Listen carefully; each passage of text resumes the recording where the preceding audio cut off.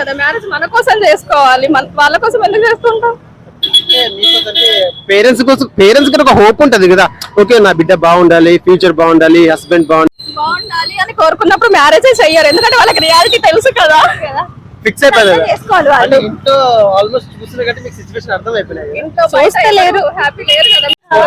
Happy లేరు అంటారు కాబట్టి ఇప్పుడు మీ మదర్ మీ డాడీ వాళ్ళు హ్యాపీగా ఉన్నారా లేరా? పెంచడానికే ఇప్పుడు వాళ్ళు హ్యాపీగా ఉన్నారంటే ఉన్నారు కావచ్చు, కానీ వాళ్ళు మా కోసం ఉన్నారు. నేను నా లైఫ్ ఒకరికి ఇవ్వాలనుకోవట్లేదు, నా టైం ఒకరికి ఇవ్వాలనుకోవట్లేదు. ఎవరికి ఇవ్వాలనుకున్నారు?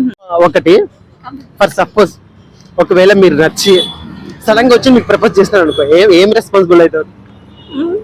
థ్యాంక్ యూ చెప్తాం, ఇష్టపడ్డారు కదా అంతే తప్ప మళ్ళా రియాక్ట్ ఏం ఎక్స్ప్రెషన్ ఏం చేస్తాం? ఇప్పుడు కలిసి ఉండడానికి మన సొసైటీలో ఒక డెస్టినేషన్ అనేది మ్యారేజే. అదే మాకు ఇష్టం లేనప్పుడు ఏం చేస్తాం, అంతే లైట్ తీసుకుంటాం.